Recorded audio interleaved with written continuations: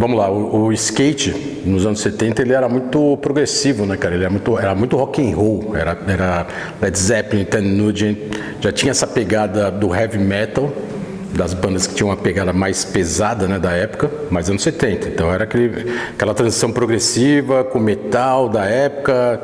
E se você pegasse o som que rolava nos campeonatos americanos e também aqui no Brasil, as revistas americanas faziam um top 10 de banda. Durante anos eles fizeram isso, era sempre as mesmas bandas. Ted Nugent, que era guitarra, né? Mas era uma guitarra mais rápida e mais pesada. O cara sempre foi um guitarrista muito bom. Aí você tinha lá Led Zeppelin, Rush, The Knack, um monte de banda da época, de vez em quando uns Fleetwood Mac, assim, pra quebrar. Mas era uma realidade porque ainda não existia a cena punk, né? A cena punk começa em 78, vamos dizer assim. Já tinha um pouco antes, mas não muito expansivo, né?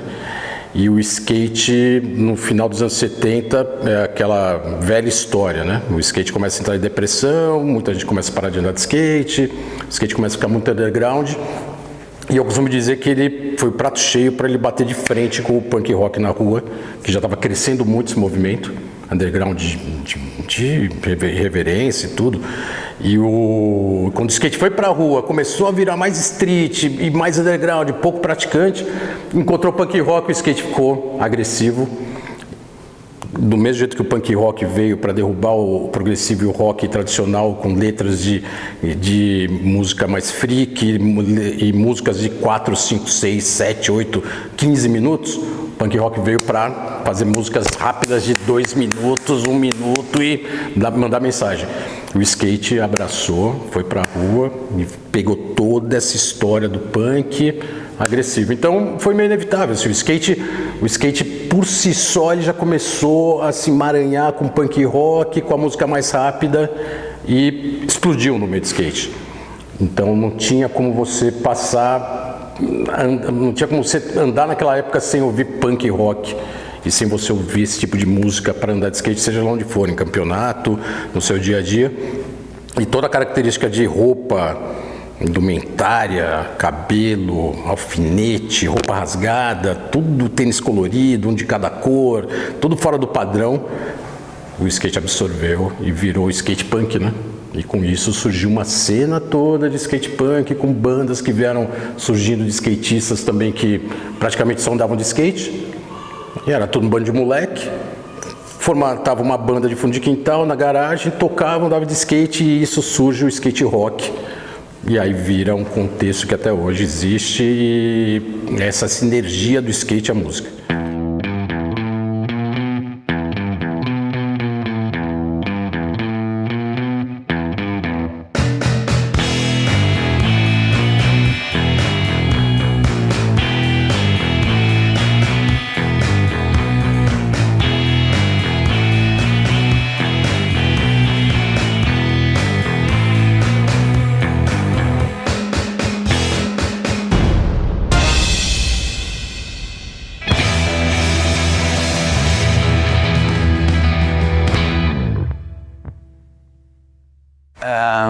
O skate apareceu para mim no primeiro mês de 86, janeiro de 86. Em 85 eu tinha viajado com a minha mãe para Gringa e tinha visto algumas coisas. Miami não era um lugar que tinha muito skate. Eu acho que eu tinha 86, tinha 12 anos. E em 85 eu tinha 11, eu comprei um bodyboard, né, que chamava Morey Bug, e achei aquilo detestável, assim, entrar na água, enfrentar o surfista capixaba, que era um cara meio... e o bodyboarder, assim. E aí eu lembro de, nas ruas de Vitória, num dia ver uns surfistas loucões fazendo umas coisas, assim, nos quarters. Tinha um recém-asfaltado o meu bairro, uma parte só do meu bairro, ele era todo de bloco. E eu fiquei, o que é aquilo e tal? E eu morava num bairro alto e tinha que descer.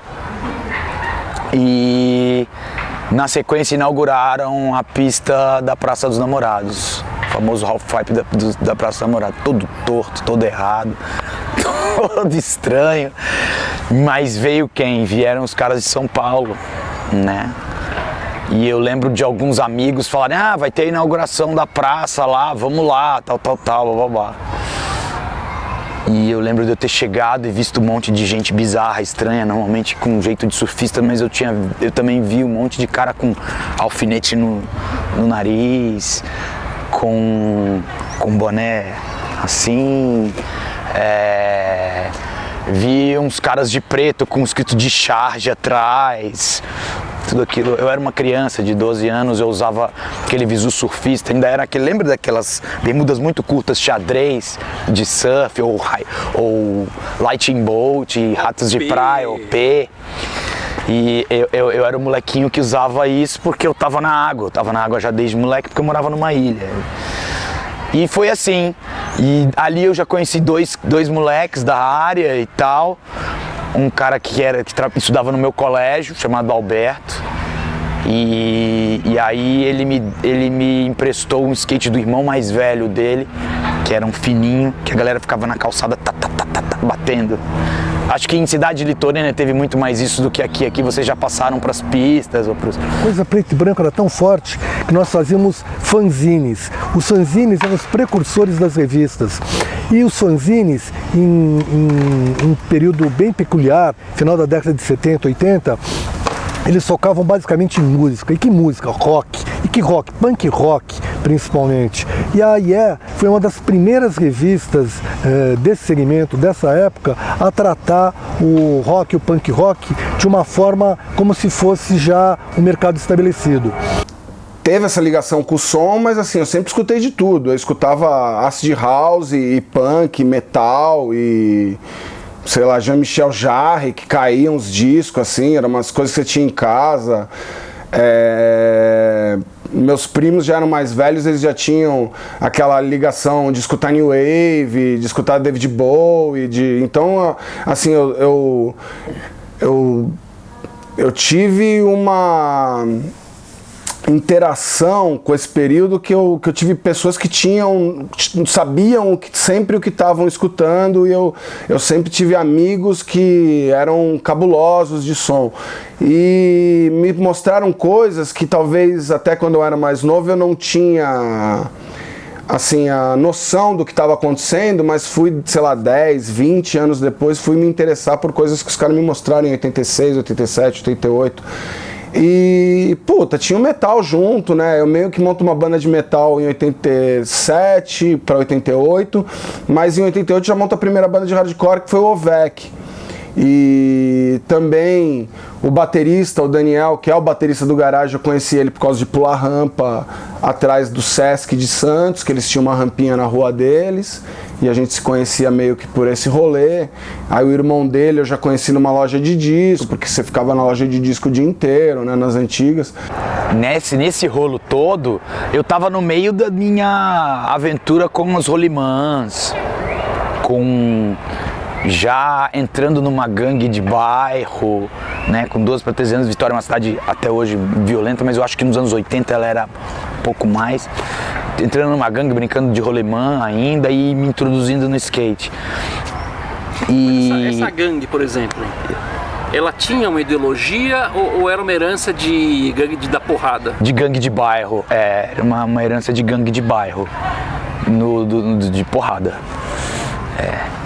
Mas a gente era muito novinho, a gente não conseguia encarar uns caras. Existiam uns caras, por exemplo, Cano da Tchura. Quem é do Espírito Santo vai saber quem são os caras, que eram uns caras grandões, surfistas, que iam pra praia, que pegavam o carro, não tinha terceira ponte, que é a ponte que liga Vitória, pegavam o carro, iam pra Vila Velha, o Lé, e enfrentavam os surfistas de Vila Velha e pá. Eram os caras mais velhos. E eu tava entrando numa gangue de molecada de bairro que era rolemã, e o seminal do skate, assim, e os caras do meu colégio, assim. E esse Alberto, ele era do Rio, e ele, não sei se ele me deu um skate da Tornado, era um pequenininho, eu não lembro qual que era, e eu alucinei, assim.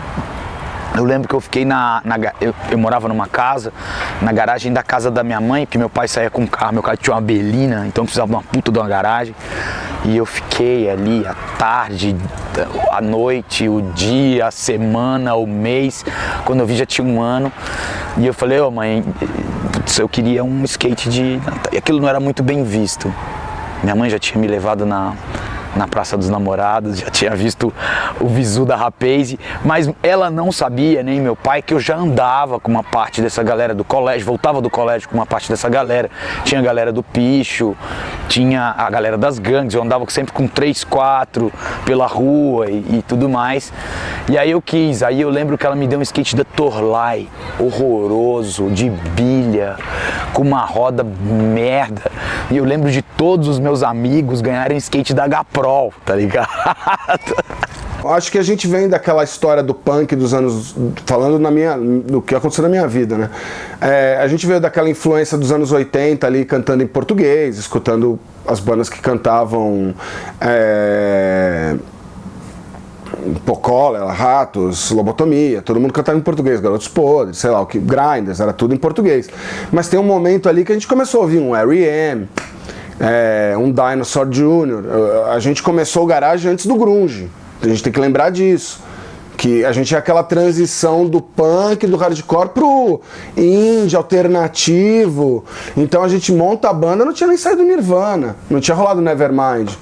E então a gente foi um pré-grunge também, né? Então tem esse momento ali dos anos 90, né? Que aí rola o funk metal, rola o Urban Dance Squad, tem aquela salada ali, né? Aquela mistura sonora que é bem peculiar de 89, 90 e 91, né? Então acho que a gente teve essa influência, né, dessa transição, de ouvir um Red Hot, outros estilos, né, se associando, né, você começa a ter DJ nas coisas, né, então acho que a gente pegou essa transição e a gente era a galera que fez o guitar, né, que fez o começo do guitar, assim, né, eu peguei ali os primeiros shows, eu fiz um fanzine de indie em 90, né, e influenciado pelos lançamentos que tinham ocorrido em 89 e 90, que era o Sonic Youth, o My Blood Valentine, o Wedding Present, Replacements, né, acho que tem uma hora que a gente começa a não escutar só som porrada e começa a dar uma atenção para esses sons mais experimentais e refinados, né? Que era uma coisa que nos anos 80 era mais... Isso era distante, né? Você tem uma banda que chegava num som tipo Silks and the Benches, não existia. Você tem uma banda de pós-punk brasileira que fosse um Gang of Four, ou assim, você tinha o Ratos de Porão, que chegava ali pau a pau com as bandas gringas, mas não era uma coisa normal no Brasil. Você tem umas puta banda de hardcore porrada, era meio tupiniquim a coisa, né? Meio a gente fazendo do nosso jeito, né? Hoje tá tudo diferente hoje, cara. Mas por existir um leque muito maior do que existia antes, né? Acho que hoje tem muitas opções, né? Hoje tem vários estilos, várias coisas. Então cabe tudo isso, é um universo hoje. Skate, graças ao que a gente plantou, a gente fez no passado, né? Se a gente não tivesse feito o que a gente fez, não teria Charlie Brown Jr., não teria o Chorão falando as coisas que ele falava, não teria nós, Grinds, e aí o caralho a 4 que veio aí, tudo, né? Um monte de outras coisas aí. E todo mundo se respeita, todo mundo gosta um do outro, é irmão, é amigo, colega, entendeu? Cada um no seu quadrado sempre, né, meu? Quando dá pra gente dar uma cutucada e falar, um puxão de orelha, a gente dá, né? Mas é aquela coisa, o recado é esse, é a união, cara. É fortalecer, não importa o que é o skate, se é hoje é hip hop, hoje é reggae, hoje... é skate, é punk, é hardcore, é nós na veia, mano. Tem que ser isso. Aquilo foi um chute nos culhões, assim, de tão bravo. Eu falava, mãe, isso não é um skate, porra. Aí eu lembro que eu comecei a andar com os caras desenvolviam, era um skate um pouco maior, com aquelas rodinhas da H-Pro, e eu atrás, assim, eu comecei a rolar minhas coisas. Peguei meu Morebug, troquei por um truque, começando a trocar as coisas com os amigos e minha mãe nem se ligava, né? Então, virou um vício de moleque, assim, porque pra eu estar perto dos meus amigos e eu estar perto daquele monte de punk mal-humorado, chato, mas que a partir do momento que você tava andando com ele era o teu mestre, ele, o mestre Splinter ali, o teu camarada. Ele podia achar você é um moleque, você é um idiota, mas quando rolava alguma coisa ele tava ali do seu lado, saca? Eu lembro que era uma galera que usava de tudo, assim, de droga. E ele, na hora que eles iam usar, falou, moleque, tu fica aqui. você não sai daqui da pista, você fica aqui, você vai andar, você veio aqui pra andar de skate. Os caras saíam, voltavam loucões, e eu nem me ligava, falava, o que esses caras estão falando, fazendo? Enfim, essa foi minha introdução no skate. Mas também influenciado pelo punk nacional, né, do Ataque Sonoro, do Grinders, do Cólera, do Rádio Porão, do Lobotomia, Inocentes, que eram as coisas que estavam ali, que eram o mais... que a gente podia alcançar, né? E um deles era o Billy Argel, que tinha uma banda chamada Lobotomia, que era muito forte, pesada, coisa e tal, mas nesse mesmo espaço nós dávamos condição para se falar de Oingo Boingo, Devil, Are We Not Man, por exemplo, coisas da New Wave, punk rock, hardcore, thrash, tudo que tinha a ver com esse mercado alternativo, underground, tinha um espaço cativo e garantido na revista Yeah. A gente fez show com o Rádio Porão, fizemos show com o Cólera, fizemos show com o Armagedon. Na cena punk a gente faz com essa galera, assim. A gente surgiu na mesma época que Biquíni Cavadão, que Paralamas do Sucesso. Tinha então Plebe, Inocentes? Tinha, eu conhecia a galera da Plebe Hood, a gente conhecia, a gente se trombava direto, assim. A gente se trombava direto, Inocentes também.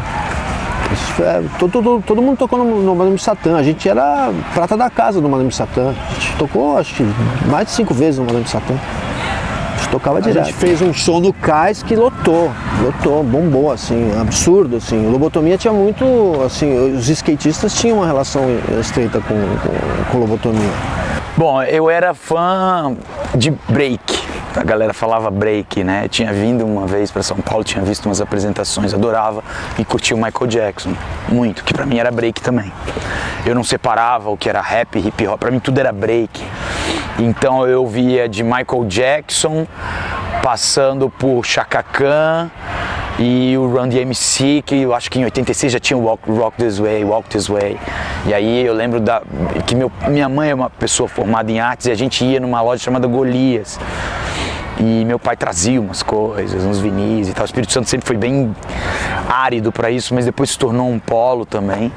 Enfim, mas aí eu lembro, eu falei isso até numa entrevista para um documentário. Eu lembro de eu chegar na pista de skate ainda sem andar, com 12 anos, de eu ouvir... Era uma coisa que pra mim era hip hop, que era tan tan tan tan music don't stop. Pam, pam, pam, pam. Nossa, que tipo de break diferente. Kraftwerk, né? Kraftwerk. Eu ouvi o Kraftwerk. Foi na primeiro impacto foi do Kraftwerk em 86. E na sequência um cara com a voz desafinada, I killed children, Dead Kennedys. De tampa, assim, foi as 2 primeiras. Eu não consegui ver os skatistas de primeira, porque tava todo mundo muito em volta e eu era muito pequeno. Então esse foi o primeiro impacto, já foi musical da coisa. Tipo, tinham bandas gringas que ocasionalmente vinham pro Brasil, mas o grosso mesmo do que a gente via era o punk nacional ali, né? Que tava, naquela época tinha muita divulgação, por exemplo, no Boca Livre, nos programas da cultura, tinha aqueles shows, né, que eles tocavam no Sesc, Pompeia ali, né, no Fábrica do Som, então eu assistia por esse rolê, né, eu via tipo os caras na TV, né, na Gazeta, no programa, sei lá, no Realce, Grito da Rua, né, quando apareciam assim. E minha entrada é essa, assim, 88 eu monto essa banda de hardcore, a gente vem pra São Paulo, vai na loja do Kim ali na galeria, na Toque Entre, que tava ali, eu lembro do Tron, do Esquilo, do Lips, os caras ali dentro da loja nos anos 80, os caras veem um moleque ali pequeno, ali de 15, 16 anos entrando, tem essa banda aqui, minha fita. Aí os caras meio que curtiram, aí já colava na galeria, os caras já sabiam que era da banda. Naquela época tinha toda a parte de correspondência, né? Que a gente trocava carta, né? Então essas cartas a gente escrevia pra gringa nos anos 90, né? Mandando demo, eles mandavam cartazes de show com as bandas, né? E esse era o jeito de divulgar, né? Você mandava tudo meio que por carta, né? Vinha as cartas da gringa. Eles perguntavam, pô, legal do Brasil, não conheço, queria escutar sua banda, né? Então esse era um jeito de divulgar, assim, tipo... E a gente escrevia, falava, ando de skate aqui no Brasil, aí fica, pô, legal, ando de skate também aqui. Sempre as coisas iam se cruzando, né? O skate, o punk, o metal, acho que não tinha muito...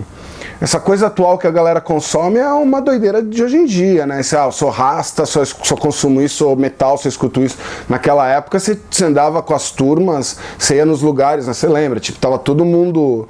Então eu sinto falta dessa interação de tribos, podemos dizer assim, que tinha no passado, né? Na primeira edição da revista eu fazia questão de ter a música como um dos destaques, tanto que a capa da revista tinha uma chamada para uma entrevista exclusiva com Dead Kennedys. Naquela época, para conseguir uma entrevista com a banda gringa, era ouro, porque não tinha internet, não tinha e-mail, e para se conseguir uma entrevista que não fosse ao vivo, você tinha que mandar uma carta, esperar 7 dias para a carta chegar lá, 10 dias, e aí mais 7 dias, 10 dias para voltar e conseguir vir algum material. O Jello Biafra foi super solícito nas perguntas e respostas, ainda mandou uma cartinha ali, autografada, tudo mais, com Alternative Tentacles, e isso nós reproduzimos na revista, junto com uma sessão toda que mostrava como que eram as paradas de sucesso do rock naquele período, com rádios como a 97,7 FM, a 89, sim, 89, a rádio rock já existia naquele tempo, e o próprio Kid Vinil era uma das pessoas que fazia parte desse grupo de trabalho que colocava suas paradas ali também. Não apenas isso, nós conseguimos dar destaque para aqueles que não tinham voz. Nessa época do que eu desenhava para skate, eu estava bem ativo no Lobotomia. E aí o Lobotomia já não era mais o foco skate, era mais foco som mesmo. O skate para mim já era mais um foco desenho. Então já eram duas atividades completamente independentes uma da outra. O que eu fazia na época era fazer um marketing mais legal, assim. Então a gente tinha pet, tinha camiseta, tinha uma infinidade de coisas mais que eu conseguia fazer porque eu tinha estamparia e tal. Você ia no Aeroanta, tinha o cara do reggae, tinha o skatista, tinha o metal, tinha o dark, o gótico, sabe? Tava todo mundo ali curtindo porque todo mundo era meio amigo, né? Não tinha essa segmentação de hoje em dia. Então, putz, eu acho que também quando começou a vender Thrasher na Siciliano, né? Ali 88, eu comecei a comprar Thrasher e tinha a sessão de música, né? Acho que também comprava já... A música sempre fez parte da minha vida, então sempre consumia. Eu era aquele cara que comprava uma Yale, uma overall, tava atento à entrevista do skatista ou sobre o evento de campeonato, mas também parava e ficava anotando coisas de música, banda que saiu, muita coisa nacional. Tinha muito copy-paste, assim, de... Cara... A gente realmente tinha um problema sério, né, nos anos 80, principalmente no começo dos anos 80, que era esse intercâmbio com os Estados Unidos, né? Como não tinha internet, não tinha um fio condutor assim tão ágil, então o pessoal tinha que ir para lá andar, ou tinha que chegar às revistas gringas aqui para a gente olhar e ver o que estava rolando. Então, muita banda a gente acabava vendo na revista sem ouvir, mas via que eles estavam falando muito bem, e se a banda estava sendo falada muito bem no meio de skate, então era um pouco inevitável a gente gostar. E aí a gente realmente corria atrás e descobria. Tinha um gap aí naquela época de, sei lá, talvez alguns meses do surgimento da banda, mas a gente tentava se informar o mais rápido possível. Ou alguém trazia em loco, vinha lá, ia lá, pegava um CD, desculpa, não era CD, era vinil, LP e fita. Era fita cassete, não existia nem CD, ainda era vinil. E aí o pessoal trazia, todo mundo começava a gravar, um passava para o outro, a coisa se expandia. Então a nossa internet da época sem rede online era isso, era alguém trazer. Finis África, Etiópia, essas coisas eu lembro de resenhas nessas, né, do Guti Mendes, a Cecília Mãe que faziam ali, tipo, matérias, né, resenhavam. E acho que isso aí foi formatando meus anos 80, assim. A Thrasher teve uma influência também fudido, assim, das Thrasher skate rock, né, tipo...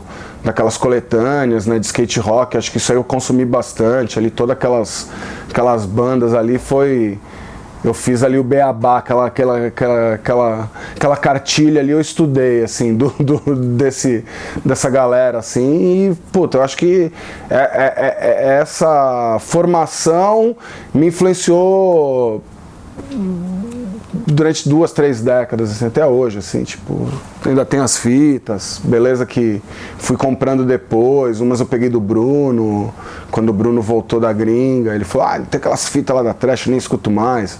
Aí pegou uma que ele queria ficar porque sei lá o que, tinha feito uma session não sei aonde, aí o resto ele me vendeu, então ainda fiquei pesquisando isso. E tem até acho que é legal falar isso, que tem um fato curioso que é... No começo dos anos 80, cara, os primeiros caras a trazerem uma fita já toda estilizada, tipo americana, foi o Cezinha Chaves e o Chap, né? Como eles tinham muito esse perfil de ir para os Estados Unidos voltar, eu lembro que começou a circular uma fita aqui na época que a gente não conhecia muito bem o som, que já eram coletâneas de banda punk californiana, X, sei lá, Boingo Boingo, que também não era punk, mas era um new wave com pegada punk, então tudo naquela época andava junto, e os caras faziam umas coletâneas, faziam a capa da fita toda estilizada, tudo colada com letras, como se fosse aquelas letras de terrorista para mandar com letra, não era escrita, era tudo com recorte de jornal. E eu lembro que essas fitas estavam circulando, cara, era muito louco. E cada um pegava uma fita dessa e uma fita dessa virava 50 reproduzidas, assim. Todo mundo pegava e começava a reproduzir. Naquela época já existia aparelho com 2 tapes, você conseguia gravar de um pro outro. E aí todo mundo começava a copiar e aí todo mundo começava a entender o que era aquele som. Mas eu lembro que os pioneiros foram eles, cara. Trouxeram essa fita, colocaram na roda, eles já estavam com isso aí já um pouco mais na frente, e aí todo mundo foi absorvendo, e aí todo mundo ia se informando, e era, puta, cara, era engraçado, assim, todo mundo tinha que esperar alguém chegar com a novidade depois de um tempo e abraçar, e todo mundo ia atrás. Cezinha Chaves agora, quando ele também se desfez de umas coisas que ele fez eu comprei aquele lote de Thrasher inteiro dele, porque para aquilo ali eu ainda leio e ainda é novo para mim, tipo, mesmo vendo uma revista que eu já via 30, 20 anos atrás, eu olho e ainda falo, puta, eu ainda consigo consumir informação dali, sabe? Que tipo, talvez na época eu não tinha a visão para assimilar. Bom, eu costumo dizer que eu fiz Direito na Universidade Federal do Espírito Santo, me eduquei, sou um cara que tem uma formação para as elites razoável, mas a minha universidade é o skate, porque do skate eu saí para me informar sobre hardcore, para me informar sobre zine, sobre cultura alternativa, e caiu na minha mão o rastafarianismo, o Alva Team, sacou? A Zorlak, o Pau Operado, cada um que tinha um tipo de comportamento, e os Ibira Boys, e a galera da pista de São Bernardo, tudo isso foi pelo skate que surgiu. E as bandas punks, elas não tinham um padrão, né? Que eu acho que nos anos 90, quando eu criei a minha banda, já existia um certo padrão californiano. Não, e nasceu político demais também. Inglês, anarcopunk e tudo mais. Nasceu politizado porque precisava ser politizado, né?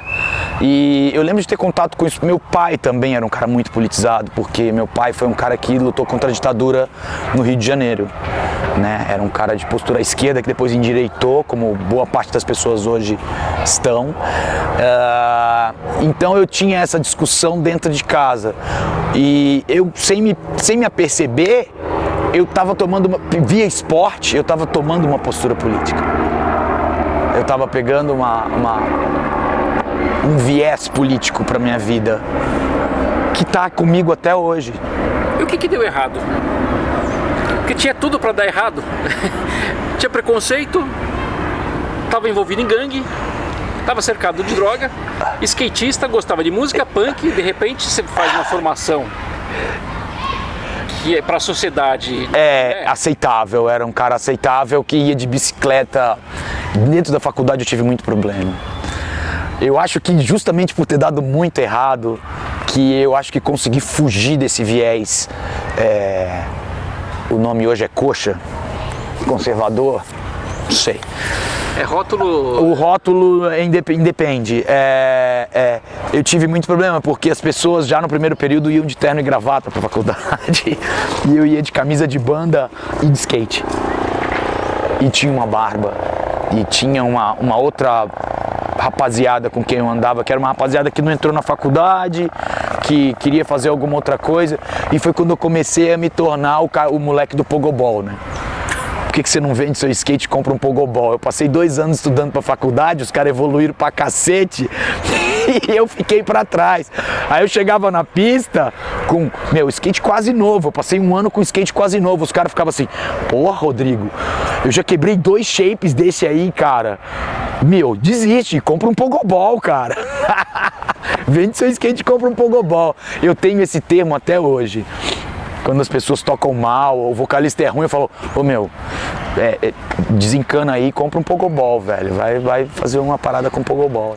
O Kid Vinil era um dos nossos colaboradores, né? Isso porque eu e o Kid Vinil temos uma história que antecede a própria revista EE, desde a década de 80, e aí nós dois deixamos cada um a sua profissão para ser vendedor de loja de disco.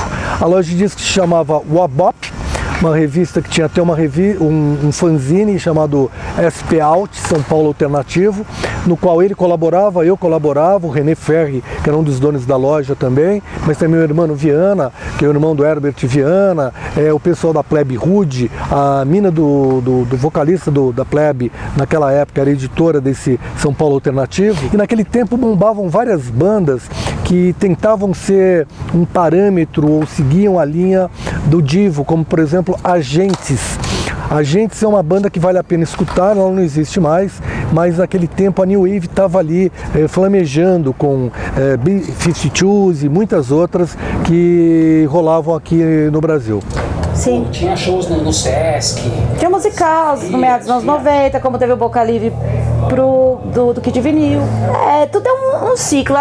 Pra gente que vem dessa primeira fase aqui no Brasil, que não tem como você desvincular. Eu, na minha opinião, não consigo desvincular, porque a música com o esporte sempre foi junto comigo, sempre.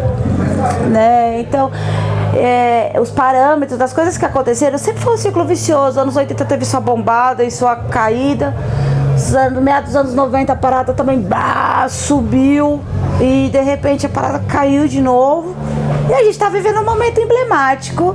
E esse momento emblemático, ele pode ecoar em 2 formas. De uma forma positiva, onde as pessoas vão, como nós, que dá valor, que tá ralando ali, né, pela música, para passar ideia, para passar uma ideologia, para passar uma atitude, né?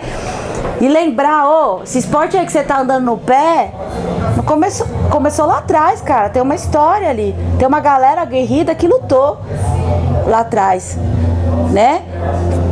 E o brasileiro, ele tem uma memória muito fraca, cara.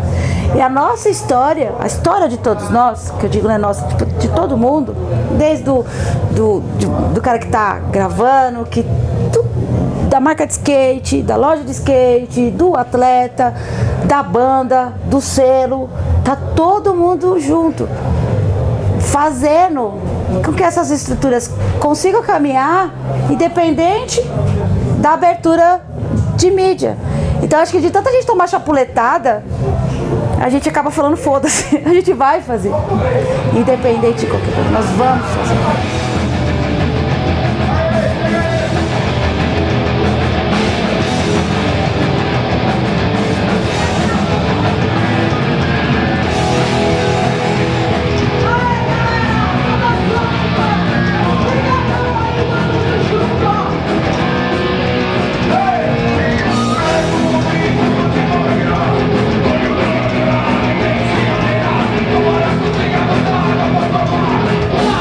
Acabou!